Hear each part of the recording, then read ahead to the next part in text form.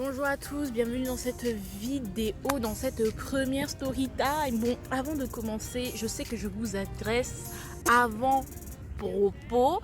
Il s'agirait quand même d'appuyer sur le bouton à s'abonner, de mettre la cloche de notification et puis de liker cette vidéo d'ores et déjà parce que je mets mon énergie, mon cœur, mon sang, mon âme. Donc rien que pour ça, je suis désolée, je vous partage un peu de ma lumière, donc s'il vous plaît, soyez un peu reconnaissants. Hein, la loi d'attraction, voilà, je donne, je reçois, bref, un peu de reconnaissance, s'il vous plaît. Alors, je ne sais pas quand va sortir cette vidéo. En tout cas, c'est une vidéo que je fais en avance, comme tous les youtubeurs de qualité supérieure, parce que je sais que je vais avoir une rentrée et que je vais avoir le travail. Donc, filmer des vidéos YouTube et puis j'en profite de cet été magnifique, de ce ciel bleu nuageux de Paname, pour vous filmer des vidéos tout simplement en extérieur. Voilà, et non déplaise à certains. Bon, je sais que personne ne s'est plaint jusque là, mais t'as vu, je fais la meuf, ça, drama. Bon, j'arrête mes conneries. Donc tu as Instagram, juste là. Ouais, je l'ai affiché juste là, Instagram. Et puis on commence avec la suite de la vidéo. J'espère que tu as pris tes chips, tes snacks, tes machins, tes pitchs. Tu es sûrement sur un transat en train d'écouter ma douce voix, ma voix si charismatique. Donc voilà. Et puis enjoy de vidéo parce que voilà, je raconte encore ma vie. On y va, c'est parti. Alors que je vous recontextualise. En gros, je vais dire le vrai prénom du mec, mais c'est un nom tellement commun que vraiment on va pas faire les chignons, on va pas se creuser les méninges. Oh là là. Est-ce que la vie ne peut pas s'arrêter de vivre juste pour que je puisse pratiquer mon art? Punaise. Donc cette histoire se passe en 5e ou en 4e, je ne sais plus trop. Donc 12-13 ans. Donc je pense que ça se passe plus en 5e qu'en 4e. À l'époque où j'étais encore une personne bête. Je pense que je suis toujours bête, mais il y a eu une évolution. Tu as vu, une évolution positive vers quelque chose de plus intelligent, de plus élevé spirituellement. Mais bon, on verra. Que je vous recontextualise les choses. Il faut savoir que j'étais en crush en 5e, j'avais 12 ans, j'étais en crush. Et voilà, à 12 ans, voilà, je n'avais rien d'autre à faire qu'être en crush. Écoutez, hein, la bêtise de la jeunesse. J'ai en crush sur un mec qui s'appelait Robin. Ce Robin vraiment était d'une beauté sucrée chocolatée. Déjà, il avait une tête de chérubin. Il avait un visage androgyne. Il avait une voix vraiment de la mue qui était sur le point de s'achever. Vraiment, on dirait, on va dire un baryton, tu vois. Comment on appelle ça, baryton lyrique, hein, dramatique. Un baryton dramatique. Non, qu'est-ce que je raconte? Ténor dramatique, baryton, on adore les voix très graves, ténébreuses, limite elles font vibrer le sol et c'est trop bien. Mais en bref, j'adore. Moi, faut savoir que je fais du chant lyrique et que j'aime chanter et les voix des gens, je suis très sensible à ça et j'adore les voix des gens et les tessitures des gens. I like it. So, voilà, le monsieur m'avait charmé par sa voix doucereuse là. Et puis il avait des petites bouclettes noires comme ça, toutes mignonnes, vraiment j'aimais trop, il était trop mignon, voilà.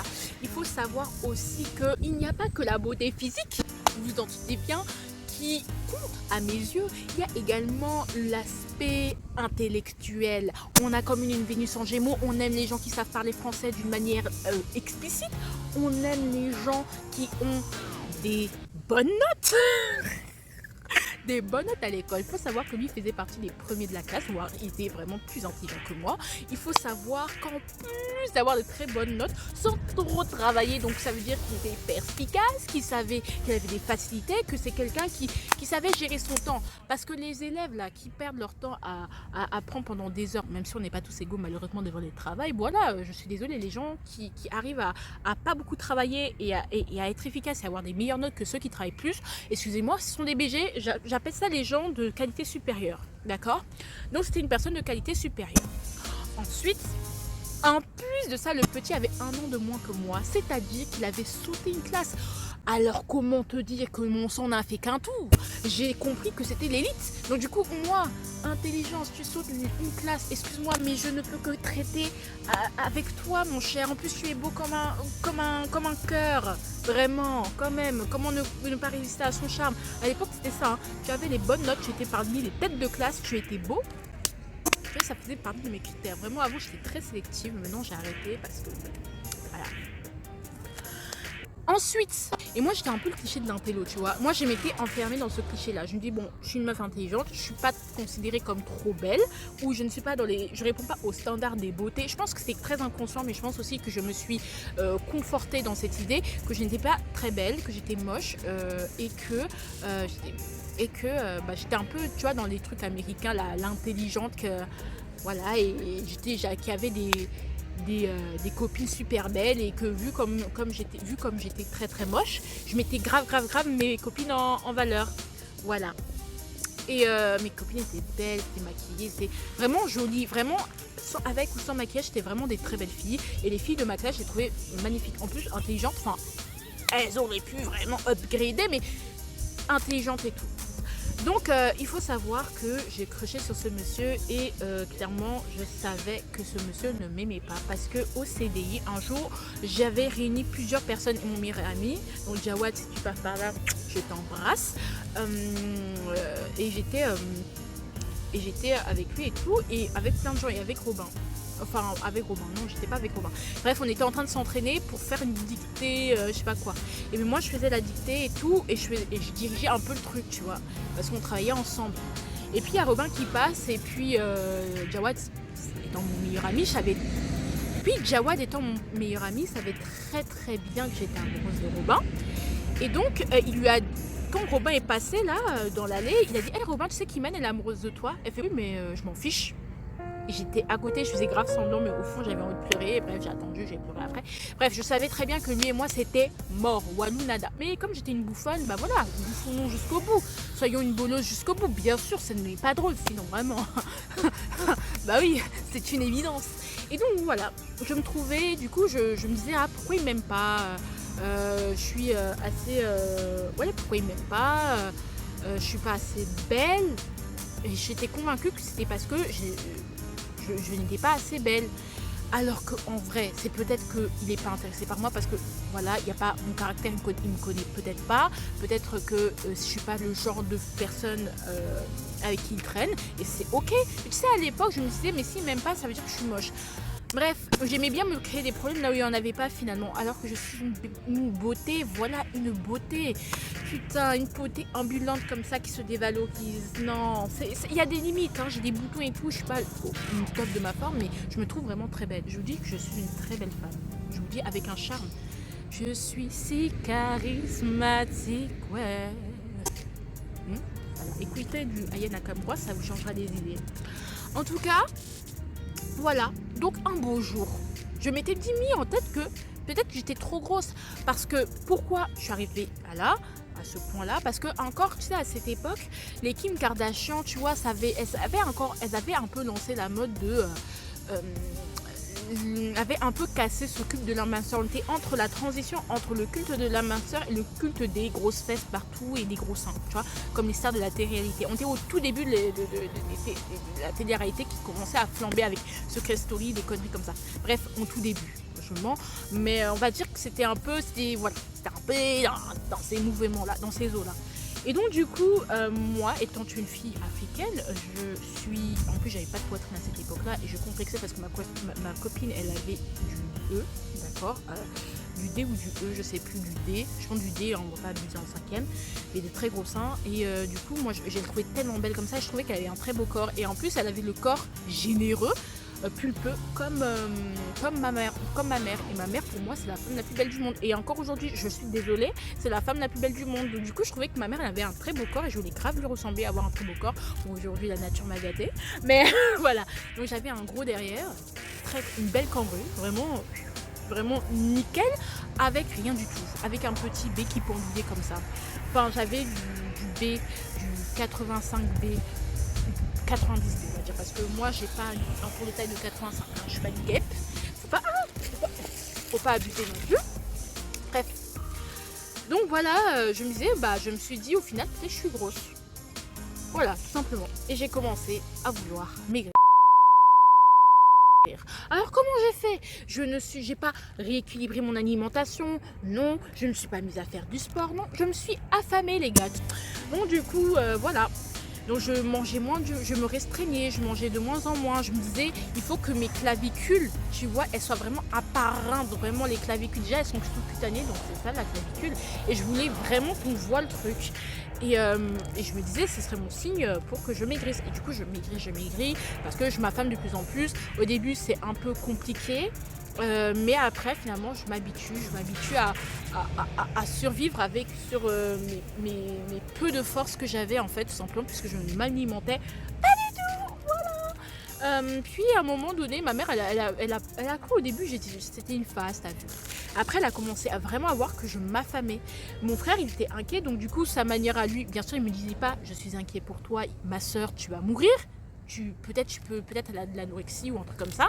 Non, il me faisait à manger, il me disait ah putain mange, mange-la, mange. Et en fait moi je disais non et tout et je mangeais vraiment rien du tout, je courais mais à peine et tout. Et en fait ma mère elle me grondait parce que c'est sa manière de me dire mais ma fille je t'aime là parce que c'est comme ça que ma mère elle exprime son amour. En règle générale, ma mère elle pète beaucoup de câbles, mais c'est tout simplement l'amour qu'elle porte pour nous. Mais bon, l'amour va chez vous, même vous savez.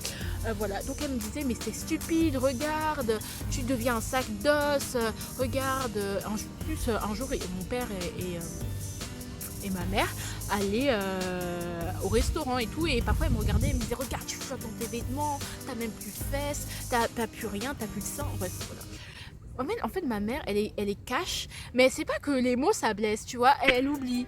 Mais elle est comme ça avec tout le monde, hein, c'est pas qu'avec ses enfants. Et en plus, avec nous, encore, elle est soft. Mais ça, c'était vraiment un de ces pétages de plomb dont je me souviens, tu vois. Elle faisait que me répéter tout le temps à la maison, mais mange, pourquoi tu fais ça? Et personne ne comprenait pourquoi je faisais ça. Sauf que il faut savoir que il y a eu des séquelles. Voilà, donc j'ai commencé à avoir... quand tu vois, avoir mal aux côtes, c'est-à-dire que je sentais, tu vois, que mes côtes, à chaque fois que je faisais un geste comme ça ou que je toussais, j'avais très mal. J'avais l'impression que mes bouts ils se craquent et que mes os, mes vertèbres se bougeaient comme ça entre elles, comme ça. Que mes côtes elles se faisaient comme ça entre elles. Ça c'était trop bizarre. Je faisais ça, j'avais mal. Je faisais ça, j'avais mal. Tu vois, c'est comme si à chaque mouvement, en fait, micro-mouvement de mes os, donc tout ce qui est colonne vertébrale, donc rachis, me faisait très très mal. Et je comprenais pas pourquoi. Donc à chaque fois je faisais j'avais très très mal. Vraiment, c'était horrible, j'avais trop mal. Et je savais pas ce que c'était. Je me disais, oh, scoliose. Et en plus, j'avais moi, vous savez, mes sacs à dos de 6 kilos, on adore. Mon tuteur d'ailleurs de stage, anecdote, il a vu qu'un jour, j'étais en train de partir du stage. Et je dis, ah mince, j'ai oublié mon sac. Après, il dit, attendez, je le rapporte. Il prend, il fait, ah, mais c'est trop lourd. Il l'a pesé pour rigoler parce que c'est un enfant. Et puis, il a vu mes 6,5 kg sur vos épaules, mais vous allez me niquer le dos, madame. Bien sûr, je le dis avec mes mots, hein, bien entendu, un peu de mais c'était grave ça. Et puis voilà, c'était un peu comme ça. Bref, fin de l'anecdote, mais voilà. Ensuite, j'avais très très mal et tout. Un jour, j'avais très très mal et je me suis mise à pleurer. Et je toussais, j'avais très très mal et on m'a emmenée à l'infirmerie. L'infirmière, bien sûr, n'a rien repéré, tout ça. Donc, je savais pas pourquoi j'avais mal au dos. Je me disais, comme toutes mes copines allaient chez le kiné, ostéopathe. Bref, parce que les dos et le gros sein et le dos, ça fait pas forcément bon ménage. Surtout quand t'as un rachis aussi jeune, tu vois, quand t'as une grosse poitrine très vite. La croissance, tout ça, toi-même, tu sais. Ça fait pas bon ménage. Et en plus, quand t'as une scoliose, une poitrine et... Vraiment, là, voilà, et que tu as une poussée de croissance, tu sais très bien que la scoliose, elle va se majorer, donc forcément, tu es obligé de faire des étirements, tout ça. Bref, donc, je me disais, ah, c'est peut-être ça. je suis rentrée dans le club. Et en fait, pas du tout. Et un jour, mon père, tu sais, depuis tout ce temps, il voyait cette petite passade que je mangeais de moins en moins, et il disait sans rien dire. Il restait avec ma mère, il me regardait, il m'observait, mais il restait là sans rien dire, t'as vu. Il était là en mode... Et puis un jour, un soir, il m'a prise de côté, il avait fini de travailler, on était dans la salle à manger, il m'a dit viens t'asseoir et tout. Mon père c'est vraiment da papa, vraiment le best. Il m'a prise et tout, et je me suis il s'est assise à côté de moi. Mon père, faut savoir, c'est quelqu'un qui aime trop parler, mais vraiment parler, discuter et te faire en sorte que tu sois, te faire trop gros. Je te parle quand c'était adulte, t'as vu. Donc il m'a dit ouais mais tu sais j'avais une copine Il m'a même pas genre jugé en mode ouais, t'as ci, t'as ça, comme ma mère, parce que ma mère, c'est ses réactions. Mon père m'a dit, tu sais, j'ai une copine qui se trouvait trop grosse. Et puis elle a commencé à maigrir. Et puis elle a commencé à avoir mal au dos. À force de maigrir. Elle avait atteint le poids qu'elle voulait, mais elle avait mal au dos. Elle est allée voir un kiné ou un médecin, je sais plus. Et il lui a dit, mais en fait c'est normal. Vous êtes en insuffisance pondérale, tout simplement. Et en gros, il faut... Bien sûr, il m'a pas dit ça, hein, mais en gros, vous n'avez pas assez de gras, on va dire. Vous avez tellement peu de moins, enfin, vous êtes en déficit de gras. Du coup, quand vos os ou vos côtes, du coup, elles peuvent plus, tu vois, glisser les uns par rapport aux autres. Il y a plus de glissement, donc il y a plus de frottement entre vos os, je sais pas quoi. Et puis du coup, ça fait que vous avez très mal. Donc du coup, le but c'est qu'elle remange normalement. Et en fait, on lui expliquait que le poids, ça dépend de la morphologie de chacun. On n'était pas obligé de faire tous le même poids. Parce qu'une femme fait ce poids qu'il faut forcément que tu sois pareil. Et c'est pas parce qu'une femme fait 55 kg et qu'elle est super bien foutue que toi, si tu vas faire 55 kg, bah ça va être ouf. C'est pas parce qu'une femme réussit à maigrir vite que toi aussi tu vas maigrir vite et tout. Il m'a fait comprendre ça. Et je sais pas si je vous disais au début, mais j'avais grave mal au dos. Et là, j'ai fait Eureka! Eureka! Mais ça, c'est Dieu qui a mis ça sur ma route. J'ai recommencé à manger parce que j'avais trop mal. Pour ma santé, hein. J'ai même pas recommencé, j'ai recommencé pour ma santé. Et après, j'ai repris du poids. En plus, le problème aussi, c'est que j'avais perdu beaucoup de sein. Donc j'ai perdu un mot nez, je passais du B au A. Et j'avais le seum parce que le but, je sais pas si je vous ai dit, mais le but dans ma vie, c'est de faire du E. Là, je suis à du D. Mais du coup, je suis à un bonnet de mon objectif. Et le truc, c'est mettre 8000 boules pour un bonnet avec des risques de cancer du ins. Franchement, c'est nul. Hein. On va rester avec notre bonnet, mais tu vois, mais c'est un peu ce complexe-là que j'ai eu pendant très longtemps. Parce que je veux que l'avant soit aussi gros que l'arrière. Bref. Et puis voilà, ça s'est passé comme ça. J'ai repris du poids et je me suis sentie grave honteuse de maigrir pour quelqu'un parce que tu ne dois pas changer pour te faire aimer, tu vois. Donc voilà, la story time. Conclusion, si tu es par là, que tu es une fille qui complexe sur son poids, déjà, les régimes, oublie. Si tu complexes sur ton poids et que tu es en surpoids, soit fais plus de sport, soit essaye de manger plus de fruits ou essaye d'avoir une alimentation équilibrée parce que dans notre société, on a vraiment une alimentation de merde. Et même quand tu essayes de faire des efforts, il y a toujours des OGM quelque part. Donc c'est normal, ne culpabilise pas, c'est aussi comme ça qu'on nous formate, hein. On nous formate à surconsommer et puis après on nous culpabilise pour qu'on puisse consommer tous les programmes de sport et tout ça. Je ne vise personne, bien sûr, bien sûr. Et après, on espère avoir le summum body, you know. C'est nul. Moi j'ai arrêté, hein. J'ai arrêté. Donc c'est pour ça que moi si tu me regardes, bah franchement le point on s'en fout et tu m'écris pas pour un mec qui va pas mieux t'aimer parce que tu m'écris parce que ses goûts peuvent changer et même ça se trouve que c'est même pas pour ça qu'il t'aimait pas, il t'aimait tout simplement pas parce que tu ne correspondais pas, parce qu'il ne t'a pas vu, tu étais invisible, c'est tout. Et puis c'est pas grave, il y a des gens qui t'ont vu et qui te voient et moi je sais qu'il y a des gens qui m'ont vu et qui me voient et on m'a dit ouais un tel est amoureux de toi et tout, mais j'ai laissé sur le côté pour aller chercher les gens qui étaient inaccessibles. Bien sûr ça c'est un autre débat, c'est une autre histoire, hein, ça c'est l'histoire de toute une vie, l'inaccessibilité amoureuse, sentimentale, bref voilà. En tout cas j'espère que tu as kiffé ma story time, n'hésite pas à liker, à partager, à vous abonner. En tout cas j'espère que je ferai un montage de baisers parce que franchement c'est une story time que j'adore. En tout cas je vous fais de gros bisous, prenez soin de vous, bye bye. À venir tu me fais peur, à venir tu me fais douter, tu n'es pas là, mais je n'ai que toi en pensée.